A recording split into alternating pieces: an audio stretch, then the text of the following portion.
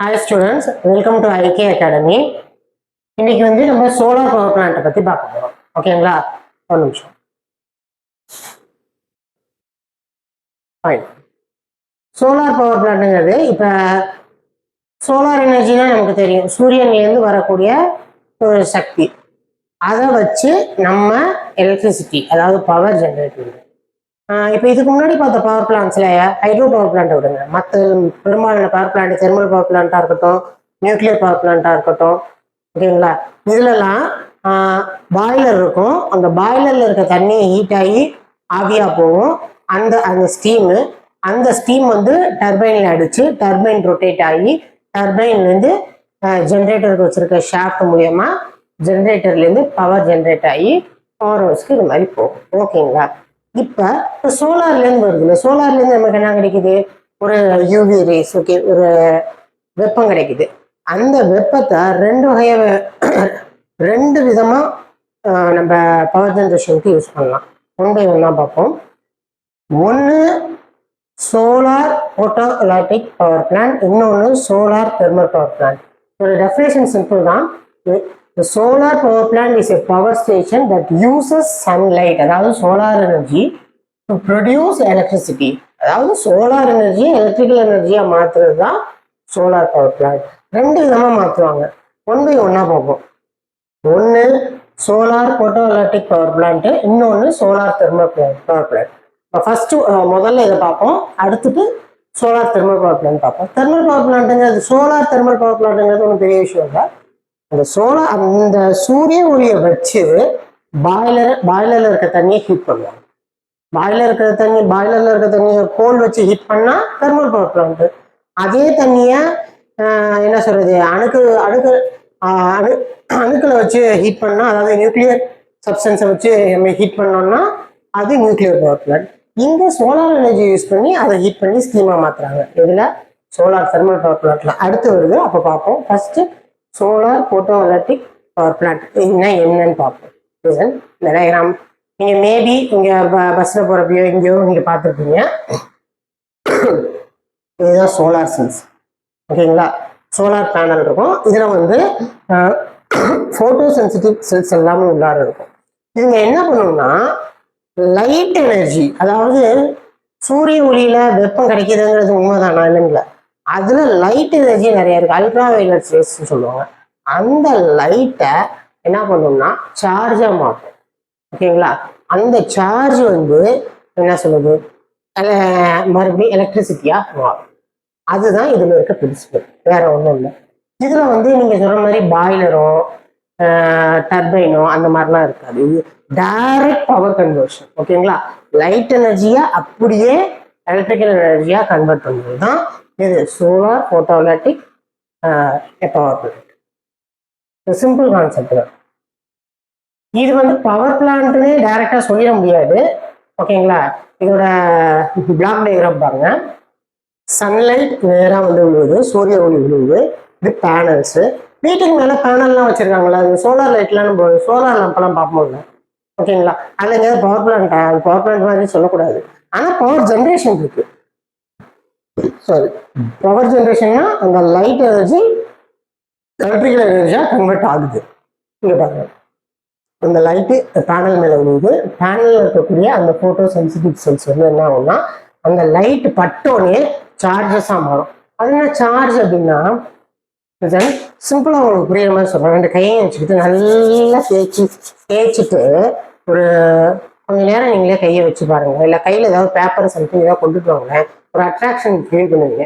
ஏன்னா தேய்க்கிறப்ப என்னன்னா மேல சார்ஜ் கிரியேட் ஆகும். ஓகேங்களா? சார்ஜ்னா எலக்ட்ரிசிட்டி கிடையாது. எலக்ட்ரிசிட்டியை ப்ரொடியூஸ் பண்ணக்கூடிய அந்த மின்னூட்டம்னு சொல்லுவாங்க தமிழ்ல. ஓகேங்களா? நான் ரொம்ப டெப்தா போகல, ஜஸ்ட் சார்ஜ் ஞாபகம் வச்சுக்கோங்க. இந்த சார்ஜை வச்சு பவர் ப்ரொடியூஸ் பண்ணலாம். ஓகே, ஒரு சார்ஜ் கிரியேட் ஆகும் லைட் பட்டோன்னா, அந்த சார்ஜ் மறுபடியும் எலக்ட்ரிசிட்டியா மாறும். ஃபர்ஸ்ட் இங்கேருந்து நேரா படுது. ஓகேங்களா? எலக்ட்ரிசிட்டி ப்ரொடியூஸ் ஆனோன்னு நமக்கு இன்வெர்டர் வேணும். வர்றது ரெண்டு விதமான கரண்ட் இருக்கு. Direct current, alternate current. இது டைரக்டா இந்த சார்ஜ் எலக்ட்ரிசிட்டியா மாறுறப்ப டிசியா மாறும். அந்த டிசி நம்ம வீட்டுக்கு வர்ற எல்லா கரண்ட்டுமே ஏசி தான், ஓகேங்களா, டிசி கிடையாது. அந்த டிசியை ஏசியா மாத்துறதுக்கு இன்வெர்டர் பயன்படுத்துவாங்க, ஓகேங்களா. இன்வெர்டருக்கு போகும், இன்வெர்டர் வந்து டிசியை ஏசியா மாத்திட்டு, ஓகே, அதுக்கப்புறம் சர்வீஸ் பேனலுக்கு போகும். இந்த பேனல்ல தான் இப்போ ஏதாவது சர்வீஸ் பண்ணணும், மெயின்டெனன்ஸ் பண்ணணும்னா ஆஃப் பண்றது ஆன் பண்றது எல்லா கண்ட்ரோலும் இங்கே தான் இருக்கும், ஓகே. அதுக்கப்புறம் நேராக யூட்டிலிட்டி மீட்டர்லேருந்து அப்புறம் ஸ்டெப் டவுன் டிரான்ஸ்ஃபார்மர். அதாவது இப்போ வோல்டேஜை நாங்கள் உங்களுக்கு மேபி கேள்விப்பட்டிருப்பீங்க, இல்லாட்டியும் நான் சொல்கிறேன். வோல்டேஜை அதிகப்படுத்தவும் வோல்டேஜை குறைக்கிறவும் யூஸ் ஆகுறது தான் டிரான்ஸ்ஃபார்மர், ஓகேங்களா. Step up transformer, step down டிரான்ஸ்ஃபார்மர்னு ரெண்டு இருக்கு. ஸ்டெப் அப்னா அதிகப்படுத்துறது, ஸ்டெப் டவுன்னா கம்மிப்படுத்துறது. அங்கே போயிட்டு நேராக ரெட்டுக்கு போகும், ஓகேங்களா. பேனல் வந்து எல்லாத்தையும் ஆஃப் பண்ணிட்டு ஏதாவது மெயின்டெனன்ஸ் பண்ணணும்னா பண்ணலாம், ஆன் பண்ணுறதா எல்லா கண்ட்ரோலும் சர்வீஸ் பேனலில் தான் இருக்கும், ஓகேங்களா. நெட் மீட்டர்ங்கிறது எவ்வளோ வருது, என்ன அளவுக்கு வோல்டேஜ் கரண்ட் எல்லாமே இதில் பார்க்க முடியும். இந்த சோலாரில் மட்டும் ஒரு விஷயம் என்ன சொல்கிறாங்கன்னா, டூ வே பாசிபிள் அப்படிங்கிறாங்க. அதாவது என்ன சொல்றது, இங்கேருந்து கரண்ட் ஒரு சைடு மட்டும் போகணும்னு சொல்ல முடியாது, இந்த சைடையும் எடுத்துக்க முடியும் இதில் மட்டும், ஓகேங்களா. சரி, அடுத்த டைப் பார்ப்போம். இதுதான் ஒர்க்கிங் பிளேஸ் வந்து sunlight falls on solar cell, it produce small electrical voltage due to photo electric effect. Photo electric effect அப்படிங்கிறது என்னன்னா ஒன்றும் இல்லை, லைட்டு எலக்ட்ரிசிட்டியாக மாறுது, அதுதான் போட்டோ எலக்ட்ரிக் எஃபெக்ட், ஓகேங்களா. அதுதான். அப்புறம் சோலார் பேனலோட கனெக்ட் பண்ணி நமக்கு பவர் எப்படி எவ்வளோ வேணுமோ ப்ரொடியூஸ் பண்ணலாம். இதில் என்னன்னா சன்லைட் எந்த அளவுக்கு இருக்கோ அதுக்கு தகுந்த மாதிரி தான் நம்ம ப்ரொடியூஸ் பண்ண முடியும். இதுக்கு அட்வான்டேஜும் நிறைய இருக்கு, டிஸ்அட்வான்டேஜும் இருக்கு. பார்ப்போம், அது அட்வான்டேஜ் டிஸ்அட்வான்டேஜ் காலத்தில் பார்ப்போம், ஓகேங்களா. மெயின் காம்பனன்ட்ஸ் என்னன்னா நான் ஆல்ரெடி எக்ஸ்பிளைன் பண்ணிட்டேன், உங்களுக்கு படிக்கிறதுக்கு இது யூஸ்ஃபுல்லாக இருக்கும், ஓகேங்களா. பார்த்து படிச்சுடுங்க. நான் இன்வெர்டர்னா என்ன, டிசி பவரை ஏசியா மாற்றுறது இன்வெர்டர். டிரான்ஸ்ஃபார்மர் என்ன பண்ணோம், இன்க்ரீஸும் பண்ணணும், டிக்ரீஸும் பண்ணணும், ஓகேங்களா. ஓகே, சரிப்பா. நீங்க இதை அடுத்த தெர்மல் பவர் பிளான்ட் போகிறதுக்கு முன்னாடி இதுல என்ன பெரிய அட்வான்டேஜ் டிஸ்அட்வான்டேஜ் அப்படின்னா, அட்வான்டேஜை பொறுத்த வரைக்கும் நமக்கு வந்து தனியா ஃப்ரீ எனர்ஜி தான், ஓகேங்களா. சன்லைட்லேருந்து வர்றது வந்து ஃப்ரீ எனர்ஜி தான், அதை வச்சு நம்ம எலக்ட்ரிசிட்டி ப்ரொடியூஸ் பண்ணுவோம். ஆனால் இதுக்கு பேனலுக்கு வந்து நிறைய ஏரியாஸ் வைக்கிறதுக்கான அந்த ஏரியா, அது ஒரு டிஸ்அட்வான்டேஜ்.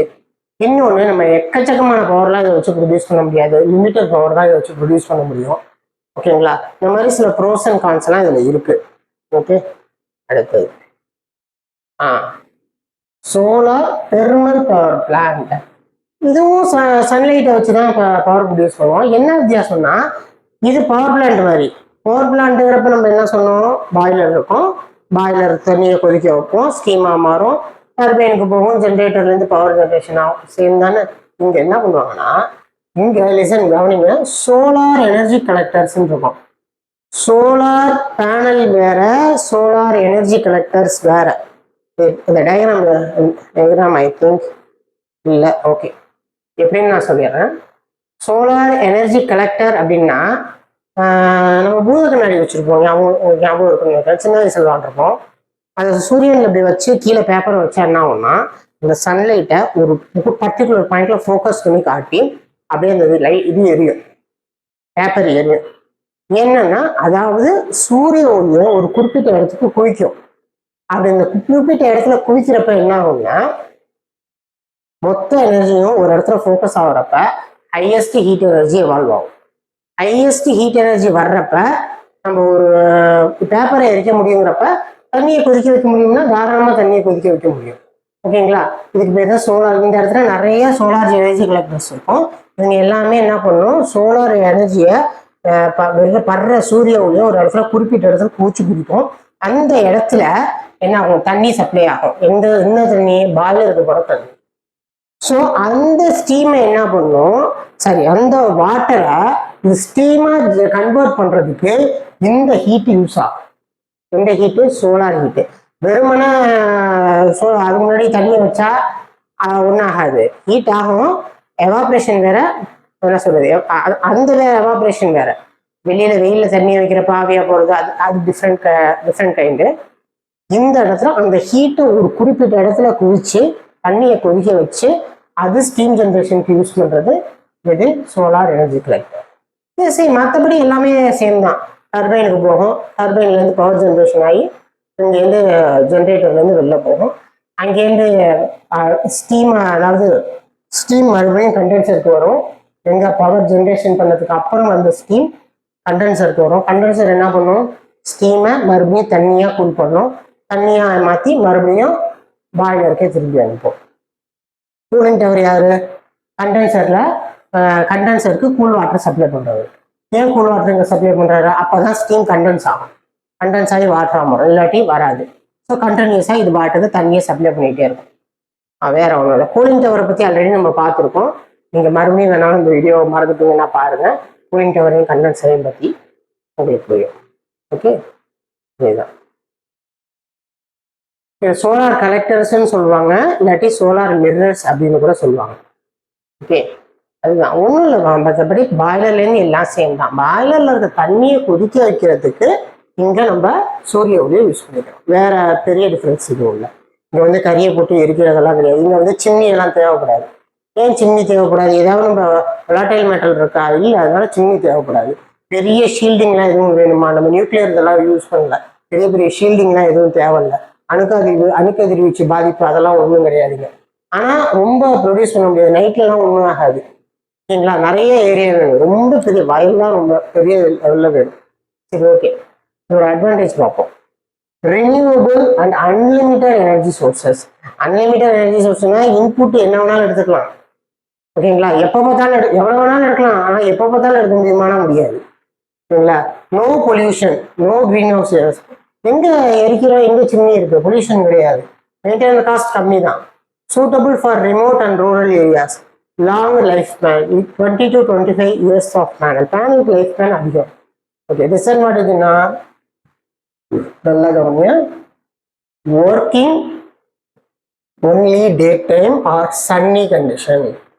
டே டைம்லேயே ரொம்ப க்ளவுடாக இருக்கு அப்படின்னாலும் பண்ண முடியாது, பெருசாக கிடைக்காது. அடுத்து இனிஷியல் காஸ்ட் ஹை. ஆமாம், பேனல்ஸோட காஸ்ட்டு ஹை தான். Large area required for big plants. நம்ம நிறைய எனர்ஜி ப்ரொடியூஸ் பண்ணணும்னா ஏக்கர் வேணும், பல ஏக்கர் வேணும். ஓகேங்களா, ரொம்ப நிறைய வேணும் areas. Energy output varies with weather. ஆமாம், வெதர் மாற மாற உங்களுக்கு என்ன சொல்றது, ஹீட் பண்ணுற கெப்பாசிட்டி குறையும். ஹீட் பண்ணுற கெப்பாசிட்டி குறைஞ்சாலே அவுட்புட் மாறும். அடுத்தது இந்தியாவில் எங்கே சோலார் பவர் பிளான்ஸ் இருக்கு அப்படின்னு பார்த்தோம்னா, முக்கியமாக தமிழ்நாடு நீங்கள் நிறைய நோட் பண்ணிக்கோங்க. எங்கே இருக்குன்னா, ராமநாதபுரத்தில் கமுதி சோலார் பவர் ப்ராஜெக்ட் இருக்கு. ஓகேங்களா, எல்லாம் படிச்சுக்கிறது நல்லது. குறிப்பாக தமிழ்நாட்டில் எந்தெந்த பவர் பிளான்ட் இருக்குன்னு படிச்சுக்கிறது ரொம்ப நல்லது. ஏதாவது ஒரு கொஸ்டின் வரது, 1 or 2 கொஸ்டின்ஸ் வர சான்சஸ் இருக்கு. Okay,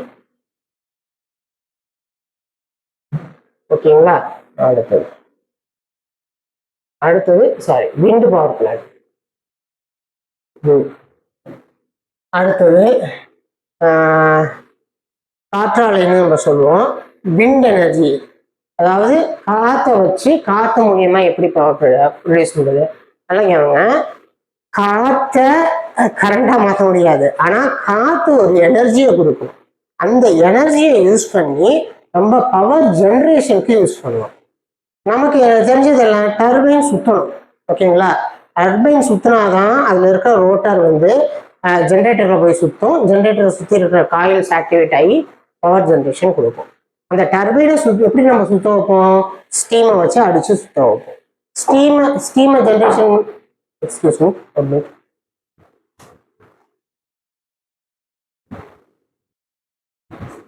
sorry for the interruption. ஓகேங்களா, ஸ்டீம் வந்து என்ன பண்ணோம், டர்பைன் எப்படி சுத்தம் பார்த்தோமா, டர்பைனில் அடிச்சு டர்பைன் பிளேடை ரொட்டேட் பண்ண வைக்கும். அதுக்கு நமக்கு ஏதோ சம்திங் டர்பைனை ரொட்டேட் பண்ண வைக்கணும். நம்ம ஸ்டீம் யூஸ் பண்ணுறோம். ஸ்டீமுக்கு பதிலாக வாட்டரை வச்சு அடிச்சோம்னா அது என்ன, ஹைட்ரோ பவர் பிளான்ட். சரி, வேற எப்படி வச்சு சுத்த வைக்கலாம்? காற்றை யூஸ் பண்ணி சுத்த வச்சா ஸ்டீம் இல்லை, காற்றை யூஸ் பண்ணி. சரி, காற்றை எப்படி யூஸ் பண்றது பார்ப்போம். ஓகேங்களா, அதுதான் விண்ட் மில். நல்லா கவனிங்க, காற்று அடிக்குது. இது நீங்க பார்த்துருப்பீங்க, மேபி பஸ்ல போறப்பயோ எங்கேயோ பார்த்துருப்பீங்க. காற்று அடிக்கிறப்ப இந்த ஃபேன் பிளேடு மாதிரி இருக்கும். இந்த ஃபேன் பிளேடு சுற்றுறப்ப ஐ திங்க் மேபி சில பேருக்கு இப்போவே புரிஞ்சிருக்கும். சுற்றுறப்ப அந்த ரோட்டர் வந்து டர்பைனோட கனெக்ட் ஆகி ஜென்ரேட்டருக்கு போகும். அவ்வளோதான். சுற்றணும், உங்களுக்கு ஜென்ரேட்டரில் இருக்க ஷாஃப்ட் சுற்றணும். ஓகேங்களா? அவ்வளோதாங்க.